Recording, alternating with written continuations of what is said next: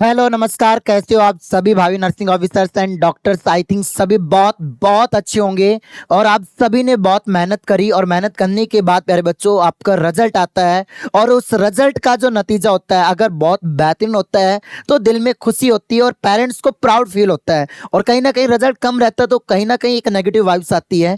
और आज हमारे साथ एक ऐसा बच्चा है जो हमारे ऑनलाइन के सफर से जुड़ा, जिसने लास्ट 6 to 7 मंथ से बहुत मेहनत करी और आज इसका जो स्कोर कार्ड है अगर हम लोग बात करें तो 95 मार्क्स इसके आरयूएचएस का जो अभी एंट्रेंस एग्जाम हुआ था इसमें आया था। तो 95 मार्क्स कोई छोटी मोटी बात नहीं है। और ये बच्चा वो है, इसका नाम है विशाल चौधरी। ये जयपुर से ही बिलोंग करता है, बाकी बच्चे से मैं थोड़ा सा आपका इंट्रोड्यूस करवाऊंगा।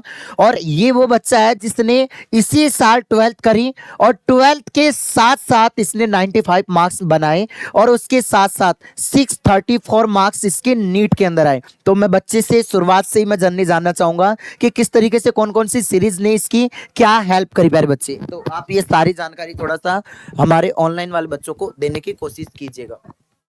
मैंने 12th की थोड़ा बायोलॉजी सा माइक मत पकड़ो। हाँ, बायोलॉजी के लिए तो ऐसा है कि एनसीईआरटी को पढ़ो और उससे बोर्ड का भी हो जाएगा और नीट का और नर्सिंग तीनों का हो जाएगा। बायोलॉजी का तो ये है। और फिजिक्स केमिस्ट्री मैंने मल्टीपल रिवीजन किए थे नोट्स के और क्वेश्चन प्रैक्टिस तो है ही। न्यूमेरिकल की ज़्यादा से ज़्यादा प्रैक्टिस करनी चाहिए। मैंने नर्सिंग के लिए जीएस प्लैनेट की फाइटर सीरीज पूरी देखी थी और लास्ट में मैराथन क्लास थी ना, वो भी पूरी देखी थी। और 90% क्वेश्चन डायरेक्ट उन्हीं से आए थे आरयूएचएस नर्सिंग में। देखो बच्चे का ये कहना है कि जो लास्ट टाइम जो हमारी फाइटर सीरीज चली थी बहुत बेहतरीन मेहनत हमने स्पेशल डेडिकेटेड करके आरयूएचएस वाले बच्चों के लिए हमने फाइटर सीरीज चलाई थी। तो उसी फाइटर सीरीज में से सारे क्वेश्चंस आपको देखने को मिल गए। प्लस में जो मैराथन सेशंस थे हर एक टीचर्स ने 12-12 घंटे के दिए। और इस बच्चे की मुझे एक बात बहुत अच्छी लगी कि ये बच्चे ने बोला कि सर आप जैसे फिजिक्स पढ़ रहे हो, आपके लिए बोल रहा हूँ कि अगर आप फिजिक्स पढ़ रहे हो, क्योंकि अगर मेडिकल का स्टूडेंट है तो उसको सबसे ज्यादा घबराहट होती है कि यार फिजिक्स किस तरीके से पढ़े, केमिस्ट्री से डर होता है। और बच्चे ने कहा कि अगर आप 12वीं बोर्ड की तैयारी कर रहे हो या फिर आप नीट की कर रहे हो या नर्सिंग की कर रहे हो तो आप उस चीज को मल्टीपल टाइम रिवाइज करो। ऐसा नहीं आप क्या होते हो कि जैसे आपका कोई चैप्टर हो गया, जैसे यूनिट डायमेंशन हो गया, अब आपने यूनिट डायमेंशन किसी टीचर से पढ़ लिया, फिर आपका लगा कि यार उस टीचर से पढ़ना चाहिए, मतलब 10 टीचर से नहीं, एक ही टीचर की बार बार पढ़े, मतलब जिस भी टीचर से पढ़ रहे हैं वो बेस्ट अपने आप में, उसका मल्टीपल रिविजन करें, यही कहना बच्चे का है। और इस बच्चे से मैं कहना चाहूंगा कि जैसे ये आरयूएचएस का एंट्रेंस एग्जाम है, आपने ये आरयूएचएस का एंट्रेंस एग्जाम दिया, इसके बाद आगे आपका सपना क्या है और थोड़ा सा आपके पेरेंट्स का किस तरीके से इस जर्नी के अंदर रोल है, पेरेंट्स का कैसा सपोर्ट रहा। टीचर्स का तो आपने बता दिया और इस दुनिया में सबसे पहले गुरु आपके माँ बाप हैं, तो थोड़ा सा उनके बारे में बताइए ताकि उनको थोड़ा प्राउड फील हो। और उनके लिए क्या कहना चाहोगे? थोड़ा सा माइक मत कर। मेरी इस जर्नी में पेरेंट्स का तो बहुत बड़ा रोल है। उन्होंने मेरे को बोला तेरे को जो अच्छा लगता है ना वो कर। उन्होंने मेरे को फोर्स नहीं डाला कि नीट ही ज़रूरी है वो ही करते रहो। फिर मैंने नर्सिंग का एग्ज़ाम दिया और जीएस प्लैनेट से मेरे 95 मार्क्स आए और मैं अब एसएमएस लेना चाहता हूँ, एसएमएस नर्सिंग। और मैं मिल जाएगी वो तो। हाँ, और मैं पार्शियल ड्रॉप लेके नीट की भी तैयारी करना चाहता हूँ इसी के साथ। तो भाई आराम से हो जाएगा। देखो आज आपके सामने मैं हूँ और विशाल है, दोनों हम आपके सामने। आज से 1 साल बाद देखना ये बच्चा नीट के अंदर भी क्वालिफाई कर जाए, क्योंकि जो इसका कॉन्फिडेंस है, देखो छोटी मोटी चीज नहीं होती। With 12th with accuracy 634 marks in neat and 95 marks in RUHS BSc nursing entrance exam.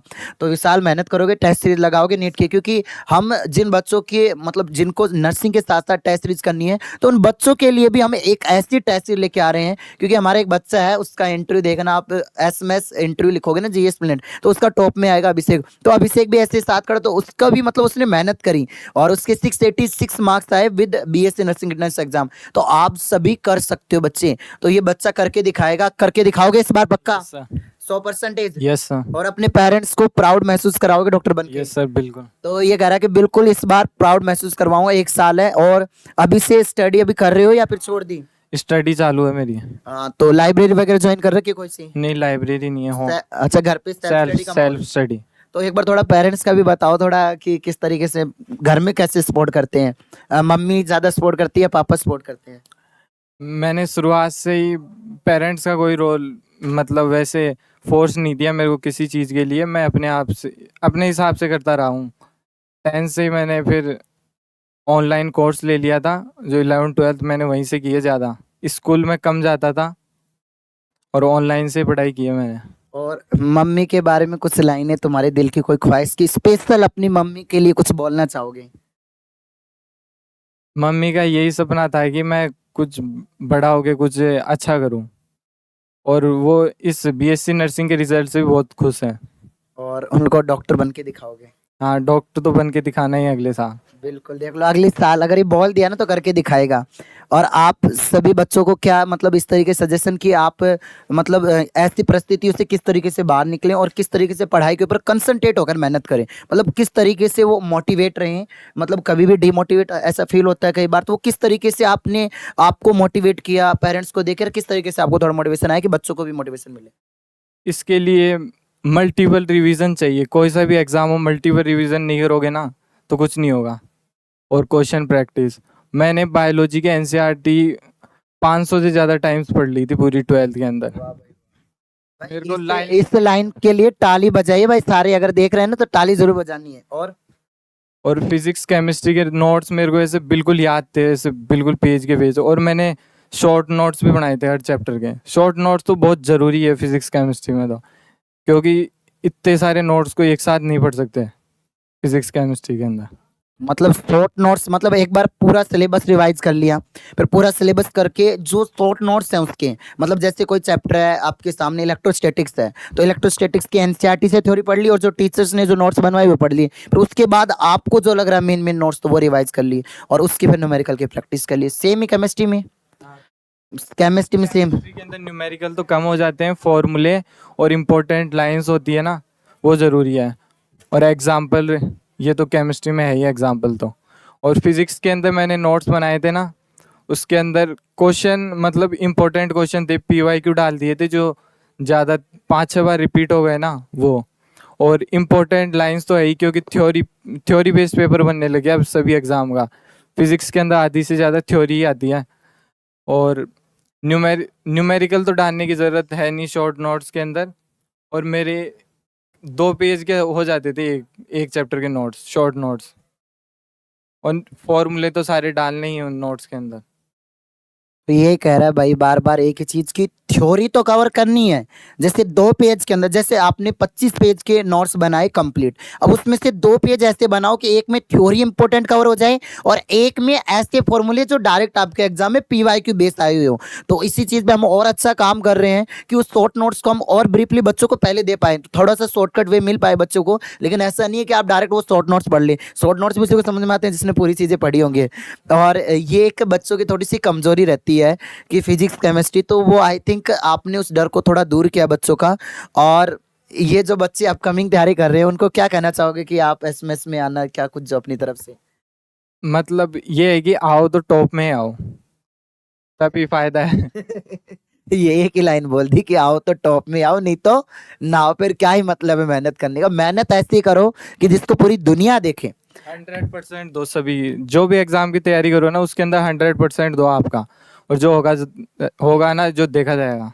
बिल्कुल, ये कह रहा है कि भाई जो भी एग्जाम है ना उसमें अपना 100% दे दो, बाद की बाद में बात है। अब सोचो कि 90% तो मैं एग्जाम में दे रहा हूँ, 10% किसी का फोन आ गया उसको देने लग रहा हूँ, उसको 10% बाद में दे लेना भाई एग्जाम के बाद। अभी जो तेरा एक टारगेट जो तूने बनाया है ना तेरे एग्जाम के लिए, उसके ऊपर तेरे को 100% देना है। तो मैं इस स्ट्रीम को थोड़ा सा यहीं एंड करना चाहूंगा, काफी लंबी हो जाएगा इंटरव्यू, और आपको थोड़ा सा मोटिवेशन मिल गया होगा। और आगे हम लोग मिलेंगे, अगला इंटरव्यू हमारा होगा नीट के सिलेक्शन के बाद विशाल का। और मुझे प्राउडली मैं कह सकता हूं कि इस बच्चे ने मेहनत करी है, इनके पेरेंट्स ने इनको बहुत सपोर्टिव रोल में दिया है, और ये बच्चा अगली साल आएगा मेरे साथ आपके सामने इंटरव्यू लेकर के इसका नीट का, और 100% सिलेक्शन होगा। इसका मैं पूरा सपोर्ट वैसे पहले भी किया है, और अच्छे एक बड़े बिग ब्रदर की तरह इसका सपोर्ट करने वाला हूं। और हम लोग इंडिया टूर में जल्दी आपको देखने को मिलेंगे, तो जल्दी जाने जा रहे हैं, तो आप सारे बच्चे भी रेडी रहें। आज के लिए इतना ही, धन्यवाद, जय हिंद, जय भारत, वंदे मातरम।